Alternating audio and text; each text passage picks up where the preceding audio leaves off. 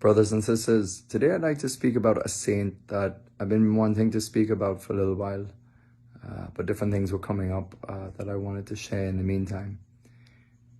But it's a saint that I kind of neglected for a while. Well, I did not pay too much attention to because of my pride, because of my maybe snobbery thinking, having my own prejudices about her. And it was recently I came across a book by a pretty well-known Irish Dominican in the last century, who's written many different books, Father Paul O'Sullivan, OP, Dominican. And he wrote this book about her, and it's called The Wonder Worker. And it's about Saint Philomena. And recently, a few weeks ago, I was in Fatima and I was in a shop and I got a little prayer card by her. So I stuck it into my wallet. And ever since then, I've been thinking a little bit more about her. And then, very providentially, I came across this book about a week ago.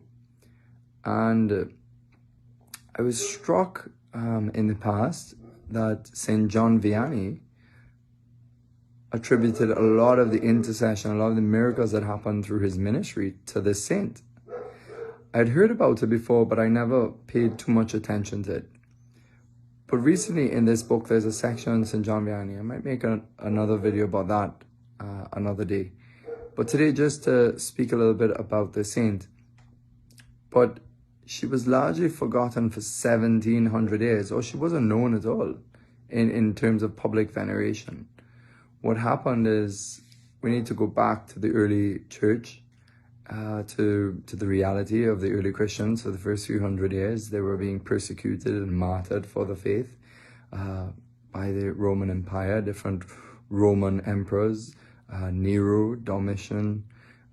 There were many waves of persecution that slaughtered Christians because they saw them as a threat to the society, to their pagan beliefs and ways, and because people were experiencing miracles with this faith, they were experiencing life-changing transformations, that it was gathering force. But the more that they were persecuted and martyred, we know that the blood of the martyrs is what is seedbed of the church. But anyway, maybe I'm sure you've heard of the Catacombs, which are basically a whole series of tunnels under Rome, and there were catacombs in Greece as well, in France and other places. But basically because Christians weren't allowed often to practice their faith above ground, they would seek refuge in these places to practice their faith. But especially around burials, the Christians had taken the burial of the body so seriously and in such a sacred way that they dug a whole network of underground chapels and burial places. So it's estimated that over those first 300 years, about 6 million Christians buried in the catacombs. Many of them, if not most of them, martyrs who died for the faith. And so when Constantine converted to the faith, he did not make Catholicism the main religion, but what he did is that he gave an edict for freedom of religion, which allowed Christianity and Christians to freely practice their faith and therefore to come up above ground, you could say.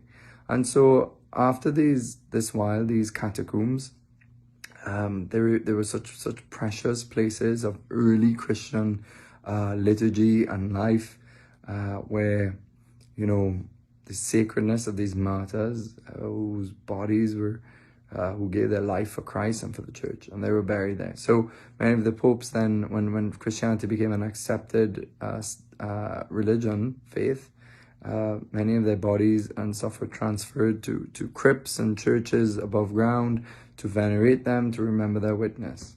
And so here comes the story about our Saint Philomena. It was basically in the very beginning of the 19th century. So it was May 24th, 1802, that excavators stumbled in a catacomb upon a loculus, which is basically a place of a tomb that was never violated. I'm just going to read from Father Paul O'Sullivan. Everything pointed to the fact in this tomb that the chamber was exactly as it had been when the precious remains were enclosed. They're long centuries before. So we're talking about 1700 years before this.